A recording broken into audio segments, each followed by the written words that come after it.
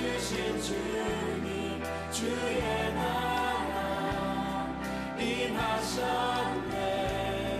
이 땅 위에 주님께 영광.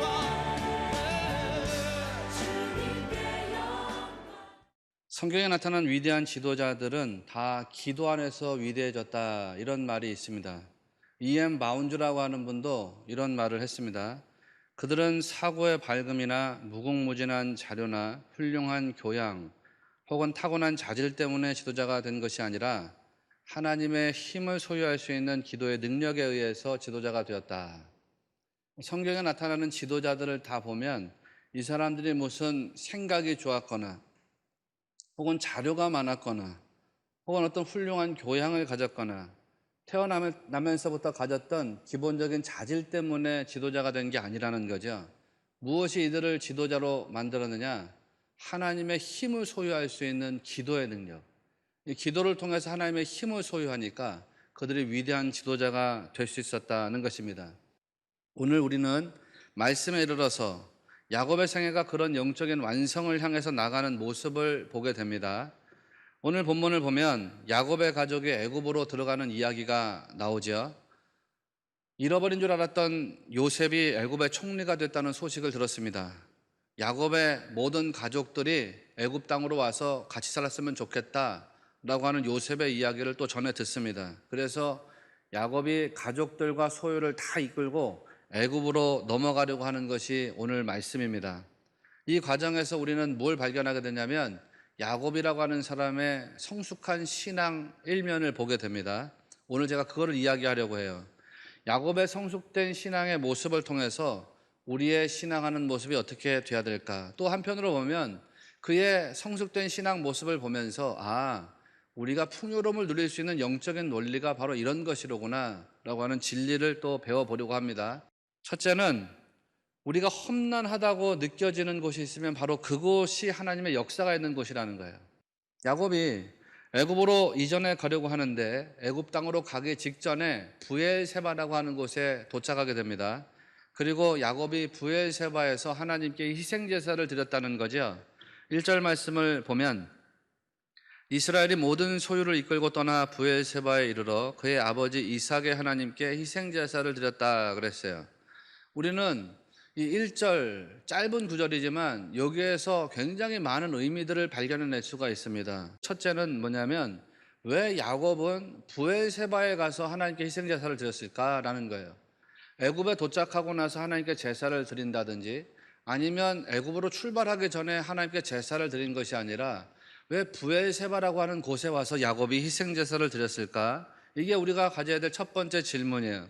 그 다음에 두 번째 질문은 이런 거예요. 야곱은 왜 가나안에서 애굽 땅으로 넘어가는 것을 두려워했을까라는 거죠. 야곱이 가나안에서 애굽으로 넘어가려고 할 때 그는 애굽으로 가야 될 것이냐 말아야 될 것이냐를 가지고 고민했습니다. 3절에 보면 그런 표현이 나오죠. 하나님이 이르시되 나는 하나님이라 내 아버지의 하나님이니 애굽으로 내려가기를 두려워하지 말라. 하나님 말씀하시는데 애굽 땅으로 내려가는 것을 두려워하지 말라는 거예요. 왜 하나님이 야곱에게 이 말씀을 하셨겠어요? 야곱이 두려워했기 때문이겠죠. 애굽으로 내려가는 것을 두려워했기 때문입니다. 두려워하는 마음을 야곱이 가지고 있으니까 하나님이 야곱에게 말씀하신 거예요. 두려워하지 말아라. 두려워하지 말아라. 그 다음으로 세 번째 질문이 있어요. 우리가 살펴볼 세 번째 질문은 뭐냐면 이 말씀에 보면 1절에 아주 독특한 표현이 나오는데 그 독특한 표현이 이삭의 하나님이라는 표현입니다. 1절에서 보면 그의 아버지 이삭의 하나님께 희생제사를 드리니 그렇게 표현하고 있는데요. 3절로 가서 보면 하나님이 또 야곱에게 말씀하실 때도 비슷합니다. 하나님이 이르시되 나는 하나님이라 내 아버지의 하나님이니 이렇게 말씀하시지요. 보통 성경을 우리가 쭉 읽어 나가다 보면 하나님을 표현할 때 항상 나타나는 수식어가 있어요. 아브라함의 하나님, 이삭의 하나님, 야곱의 하나님 이렇게 표현되거든요. 그런데 오늘 말씀을 보면 아브라함의 하나님도 나타나지 않고 야곱의 하나님도 나타나지 않아요. 그저 이삭의 하나님이라는 표현만 나오죠.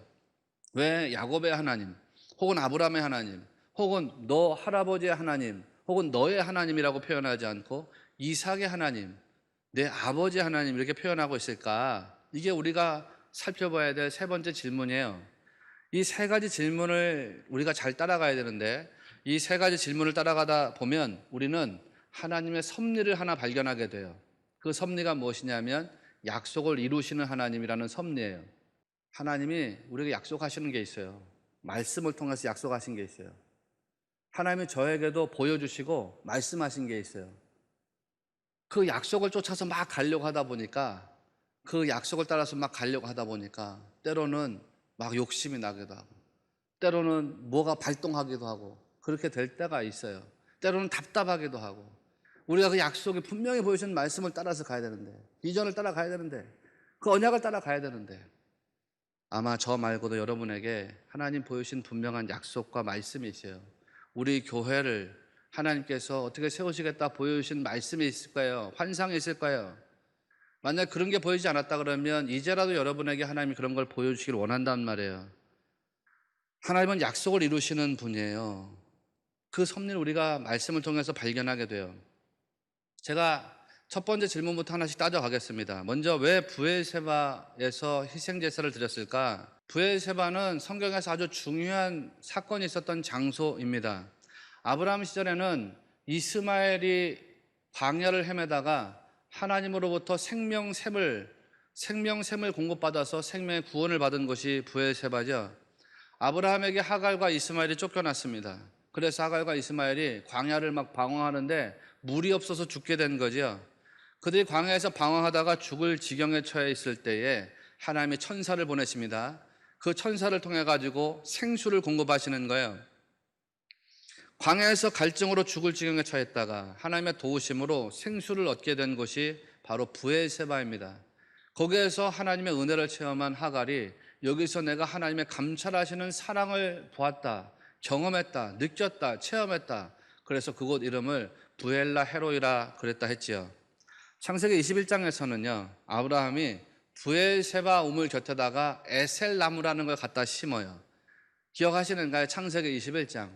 브엘세바 우물 곁에다가 에셀나무를 딱 갖다 심고 나서는 아브라함이 하나님을 고백하는데 영원하신 여호와라고 하나님의 이름을 고백한단 말이에요. 아주 놀라운 고백이죠. 아브라함이 브엘세바 여기 와가지고 하나님을 최초로 여호와 하나님으로 고백합니다. 여호와, 나와 인격적인 관계를 맺으신 하나님, 나를 구원하시는 하나님, 나의 주인 되시는 하나님, 그 하나님으로 아브라함이 처음 고백한단 말이에요. 그런데 나와 인격적인 관계를 맺으신 하나님, 나를 구원하신 하나님이 어떤 하나님이시냐? 요 순간에만 존재하시는 하나님이 아니라 영원하신 하나님이라는 거예요. 영원하신 하나님, 나와 인격적으로 함께 하신 하나님, 그 하나님은 언제까지라도 나와 함께 하시는 하나님이시다 라는 것을 아브라함이 고백했다는 거죠. 그러니까 내가 영원히 의지할 만한 분이 하나님이시고, 내가 영원히 바라보고 기댈 만한 분이 하나님이시고, 나를 변함없이 영원토록 사랑하고 지지해 주시는 분이 하나님이시구나 라는 고백을 아브라함이 했다는 것입니다. 이 고백이 터져 나온 것이 브엘세바예요. 그런데 그 아브라함의 아들 이삭의 생애를 보니까 이 이삭의 생애가 브엘세바 중심의 삶이었던 거예요. 이삭이 농사를 짓고 나서 큰 부자가 되죠. 창세기 26장. 그러니까 사람들이 부자가 된 이삭을 막 축복해 줘야 되는데 부자가 된 이삭을 시기 질투하더라는 거예요. 그래가지고 이삭의 우물을 강탈하려고 해요. 이삭의 우물을 흙으로 메우려고 해요. 아니, 실제로 그렇게 했지요. 그 사람들의 시기와 질투에 대해서 이삭이 다투지 않습니다. 그냥 조용히 자리를 옮겨요. 그래서 아버지 아브라함이 팠던 우물을 파기 시작하죠. 그 우물을 파서 좀 먹고 살만하면 또 사람들이 와서 그 우물 가지고 시비를 걸어요. 그러면 또 자리를 옮겨서 아버지가 팠던 우물을 파는 거예요. 그렇게 이삭이 계속해서 우물을 파면서 옮겨 다니다가 정착한 곳이 브엘세바이죠. 브엘세바. 거기에서 아비멜렉이라고 하는 사람이 이삭과 함께 하시는 여호와 하나님을 목격하고 깜짝 놀란 거예요. 아비멜렉은 블레셋의 왕을 호칭하는 표현이라고 했습니다. 이 아비멜렉이 가만히 이삭의 삶을 들여다보니까 하나님이 저 사람하고 함께 하고 있거든요. 그래서 아비멜렉이 두려움에 빠지게 됩니다. 이삭을 보니까 두려워요. 그래서 이삭을 찾아와서 언약을 맺자고 하죠. 아비멜렉이 이삭과 함께 하시는 하나님 보면서 도무지 피해갈 수가 없었어요. 이삭과 언약을 맺고 그리고 이삭의 생애를 인정해 주더라는 거예요. 이게 창세기 26장에 나오는 말씀입니다. 그러니까 브엘세바 하면 아브라함이 하나님과 인격적인 관계를 맺었다. 하나님은 나하고 인격적인 관계 속에 있다는 고백을 토해낸 장소이고, 아브라함이 또 하나님을 고백할 때 하나님은 영원하신 나의 주인이시다, 영원하신 하나님이시다라고 고백했던 장소입니다. 하나님은 변함이 없으세요. 하나님은 자기 백성에게 하신 약속을 이루어 가시는 분이에요. 이런 게 고백된 장소가 브엘세바라는 거죠. 그리고 또 야곱의 아버지 이삭은 바로 그 땅 브엘세바에서 이방 사람들에게 신앙을 인정받았다는 거예요. 그런 브엘세바에서 야곱이 제단을 쌓았다는 거죠. 제단을 쌓는 야곱이 마음으로 뭘 생각했을까? 여러분 한번 상상해 보시라고요. 이제 고향을 버리고 애굽으로 가야 합니다. 고향 땅을 버리고 타지로 가야 하는데, 타지로 넘어가기 직전에 브엘세바라는 곳에서 제단을 쌓아요. 그 아버지 이삭이 살았던 삶의 장소, 그 할아버지 아브라함이 하나님과 인격적으로 만남을 고백하고 하나님을 영원하신 주님으로 고백했던 바로 그 장소, 그 장소에서 제단을 쌓는 거예요. 뭘 생각했을까? 영원하신 하나님, 언약을 이루어 가신 하나님, 그거를 생각했을 것 같아요. 제 생각에는 하나님은 신실하심으로 언약을 이루시는 분이다. 할아버지 아브라함에게 하셨던 약속을, 아버지 이삭에게 하셨던 약속을, 그리고 지금 나에게 하신 약속을 성실하게 이루어 가시는 분이다. 그런 것들을 야곱이 생각했을 것 같아요. 야곱이 자기 인생을 돌아보니까 자기 인생이 참 험난한 인생입니다. 내 인생은 참 험난한 인생을 살았다고 그렇게 생각되는 것입니다. 그런데 돌이켜보니까 그 험난한 인생 속에서 누가 자기를 붙잡고 있었냐면 하나님 여호와께서 자기를 붙잡고 있었다는 거예요. 사랑하신 여러분, 우리의 생애도 험난한 생애, 우리의 생애도 고민이 있고 아픔이 있고 상처가 있고 또 괴로움이 있을지 모르겠지만, 그런 어두운 환란이 있을 때 그 현장 속에서 하나님 여러분 인생을 붙잡고 여러분의 삶에 역사하고 계시다는 것을 꼭 믿으시기를 바랍니다. 둘째는요, 영원하신 하나님께 구하는 인생에서 답이 나온다는 거죠. 이 세상에서 구하는 것으로 답이 나오기는 어렵습니다. 하나님이 허락하실 때 우리에게 답이 오는 거예요. 여러분 오해하고 착각하시면 안 됩니다. 지금도 코로나 바이러스 때문에 사람들이 백신을 개발하려고 해요. 이거 하나님이 허락하시기 전에는 떨어지지 않습니다. 하나님이 허락하셔야지 그게 떨어지는 거예요. 사람을 통해 나타나는 거죠. 인간의 지성과 이성으로 그게 나오는 게 아니에요. 하나님께서 주관하시고 섭리하시고 떨어지도록 허락하셔야 돼요. 이스라엘 백성들이 40년 동안 광야를 유리방황하면서 가나안에 들어가지 못한 이유가 뭡니까? 하나님의 허락이 안 떨어졌기 때문이에요. 그리고 40년 동안 광야에서 연단받고 훈련 받은 다음에 가나안 약속의 땅으로 들어가죠. 왜? 어떻게 그것이 가능해요? 하나님이 허락하셨기 때문에. 하나님이 허락하셔야 우리가 살아갈 수 있고, 하나님이 허락하셔야 우리의 죽음도 취해갈 수 있는 줄을 믿으셔야 돼요. 욥기가 그것을 보여주고 있잖아요. 사단에게 하나님이 권세를 주셨는데 하나님이 허락하신 것만 그거 할 수 있는 거예요. 모든 것이 다 하나님의 허락 안에 있어요. 그러니까 우리는 이런 재앙이 올 때 더 겸비해져야 되겠죠. 지도자들이 더 겸비해져야 되겠죠. 이상한 이념이나 이데올로기나 가치관, 어떤 그런 사상으로다가 이 나라를 통치할 것이 아니라 하나님이 다스리고자 하는 경륜과 섭리 앞에 무릎 꿇을 줄 알아야겠죠. 그걸 하나님이 원하신단 말이에요. 하나님께 구하는 것에서 인생의 답이 나오는 거예요. 기도로 묻고 찾고 구하는 삶에. 우리가 두 번째로 질문했던 게 뭐냐면 애굽으로 내려가기를 두려워했던 야곱의 마음입니다. 우리는 우선 애굽이라는 것에 대해서 한번 생각해 봐야 돼요. 영원하신 하나님, 우리의 주인 되신 하나님께서 애굽에 대해서 어떻게 생각하셨던가? 하나님은 애굽을 미워하세요. 하나님은 애굽의 문화도 미워하셨지요. 아브라함의 때를 생각해 보면 가나안에 기근이 들었을 때에 애굽으로 아브라함이 피난을 갑니다. 그런데 애굽 땅으로 피난 갔을 때 아브라함이 거기서 생명까지 빼앗길 뻔한 위협을 받게 되죠. 그래서 자기 아내를 누이라고까지 속이게 되는 거예요. 하나님은 그런 아브라함을 각성시키셔서 다시 가나안으로 돌아오게 하셨습니다. 이삭의 경우를 보면 이삭도 애굽으로 내려가려고 하다가 하나님이 그랄 땅에서 딱 막으시잖아요. 그래서 이삭은 애굽으로 넘어가지 않았지요. 그거를 야곱이 생각해 보면요. 아, 우리 할아버지 아브라함은 애굽 땅으로 피난 갔다가 거기서 죽을 뻔하셨는데, 거기서 우리 할머니를 누이라고 속이기까지 했는데, 또 우리 아버지 이삭은 애굽으로 넘어가려고 하다가 그랄 땅에서 막으시는 하나님의 섭리 안에 갇히게 되었었는데, 나는 과연 가도 될까? 가나안의 땅 끝에서 이삭을 살게 하셨던 역사를 야곱은 알고 있습니다. 그러니까 야곱의 생각에 애굽으로 넘어간다는 것이 단순하게 환영하고 기뻐할 만한 일이 아니었다는 거죠. 그런 게 이제 야곱으로 하여금 두려움에 빠지게 한 거예요. 여러분, 근데 우리는 이 대목에서 야곱의 신앙 일면을 엿볼 수 있어요. 그리고 그걸 읽어낼 수 있어야 됩니다. 이전의 야곱 그리고 지금의 야곱하고는 미묘한 뉘앙스의 차이가 있어요. 과거에 야곱이 밧단 아람으로 도망갈 때 잘 생각해 보시면 그때 야곱의 나이가 90세쯤 되었을 때입니다. 자기 형 에서의 분노를 피해 가지고 밧단 아람 외삼촌 라반의 집으로 도망가는데요.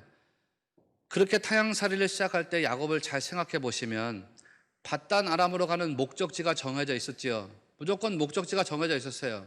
지금도 애굽이라고 하는 목적지가 정해져 있어요. 그런데 그 목적지를 향해서 가는 과정에서 미묘한 뉘앙스가 있어요. 밧단 아람으로 야곱이 도망쳐갈 때 생각해 보시면 그가 하나님에게 복을 구합니다. 하나님께서 복을 주시겠다고 약속이 떨어지니까 그제서야 야곱이 자기가 베고 있던 돌베개를 단으로 삼아가지고 하나님께 제단을 삼아요. 하나님, 저 복 주셔야 돼요. 저한테 복을 주셔야 되거든요. 제가 복을 받아야지 하나님을 잘 섬기겠어요. 하나님의 허락이 떨어지니까 그가 제단을 쌓아서 하나님을 올려드렸어요. 그런데 지금은 다르더라는 거죠. 하나님께 복을 구하는 게 아니에요. 먼저 하나님께 제단을 쌓아서 자기를 올려드려요. 하나님께 제단을 쌓아서 자기를 올려드리는 거예요.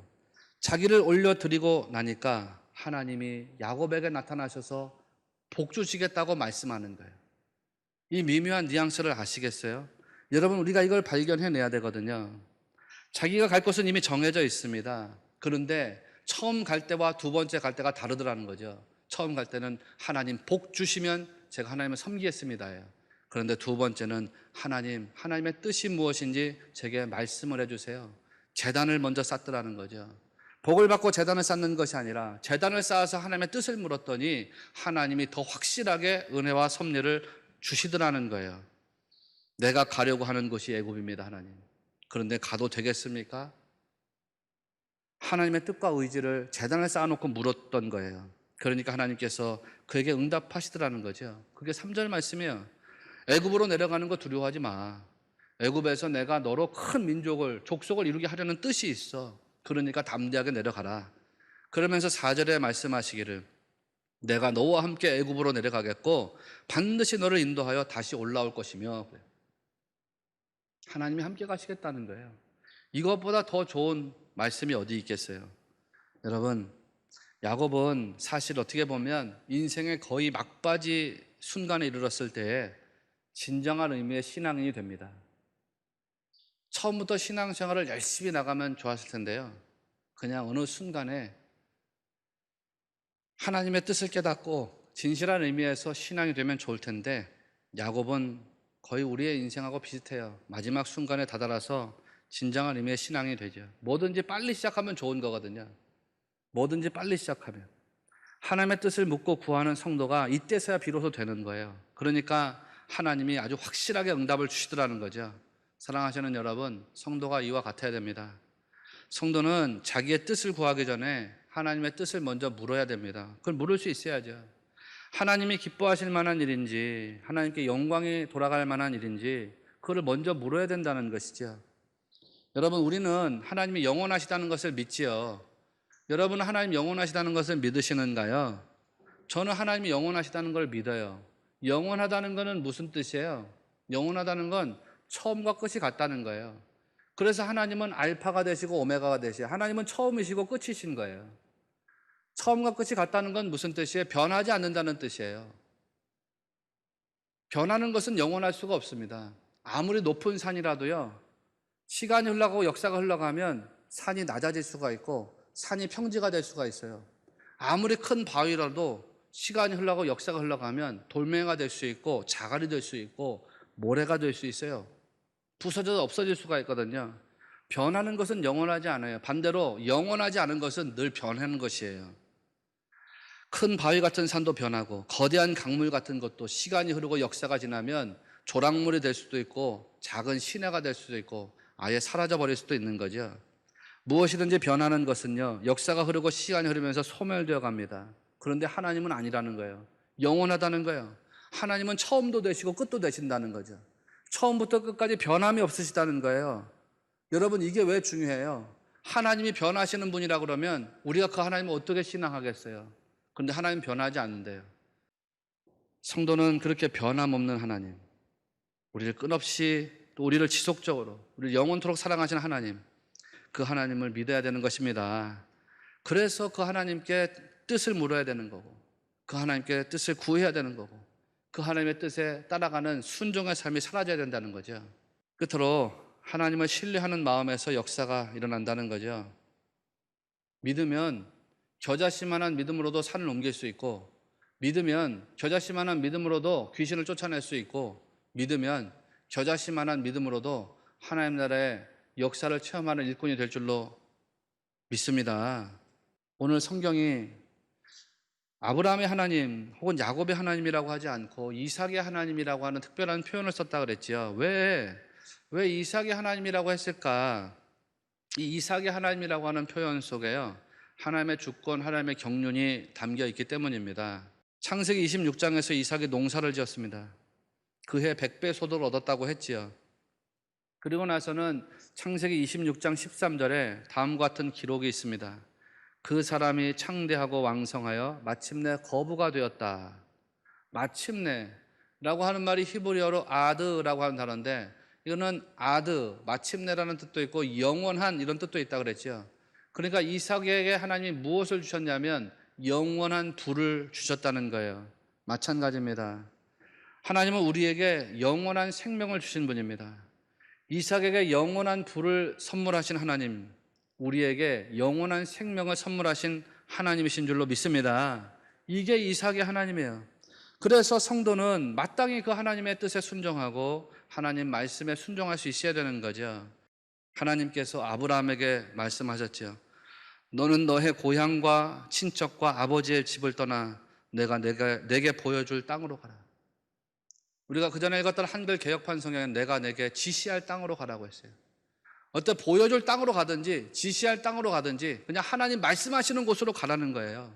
아브라함의 복의 비결이 바로 이거라는 거죠. 하나님께서 말씀하시는 곳에 있으라는 거예요. 하나님이 가라고 하신 곳에 있으라는 거예요. 하나님 신뢰하고 하나님 신앙하면서 하나님 말씀하신 곳에 거기에서 그냥 머물러 있으라는 거죠. 그러면 복을 받는다 라는 겁니다. 여러분, 이삭도 마찬가지고 야곱도 마찬가지예요. 성경에 나오는 위대한 선진들이 다 똑같아요. 하나님이 말씀하시는 곳에 있으라 그러면 그게 생명이었고 삶이었고 그게 축복이었어요. 반대로 하나님 말씀하신 곳을 벗어나면 그게 저주고 심판이고 그것이 사망이었어요. 사람이 지나간 곳엔 다 흔적이 남아요. 그런데 여러분의 고집으로 선택해서 걸었던 길에 어떤 흔적들이 남아있는가 한번 생각해 보세요. 내 고집으로 선택했던 길에 어떤 흔적이 남아있는가 되돌아보시면 그거에는 반드시 절망과 상처, 실패와 쓰라린 아픔의 흔적들이 남아있을 겁니다. 반드시 그럴 겁니다. 반면에 하나님의 말씀, 하나님의 언약에 순종하는 길에 어떤 흔적이 남아있는지를 돌이켜보세요. 내가 하나님의 말씀에 순종했던, 하나님의 언약에 순종했던 길에 남아있는 흔적이 뭔가?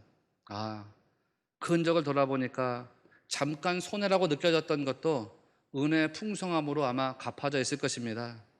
내가 잠깐 어둠이라고 느껴졌던 그 순간도 그 순간 하나님이 나와 함께 하신 은혜의 순간이었구나. 여러분, 그런 순간들로 남아 있을 것입니다. 성도의 인생길은 여러분 분명하게 약속되어 있습니다. 성도는 하나님이 지시하시는 길로 가야 합니다. 그 길에 축복이 있고 영생이 있고 그 길에 성공이 있고 약속이 주어져 있다는 것을 꼭 믿으시기를 바랍니다. 성령님이 우리를 이끌어 나가시면 우리 삶은 예측할 수가 없대요. 그런데 그 삶의 결국은 평강으로 인도함을 받게 된다는 거죠. 사랑하시는 여러분, 여러분 하나님 어떤 순간에서도 붙잡고서 하나님을 신앙하시고 하나님의 은혜 안에 머물게 되시기를 바랍니다. 하나님을 신뢰하시는 그 마음을 가지고 믿음의 역사를 체험해 나가시는 복된 성도가 꼭 되시기를 주의 이름으로 축원합니다.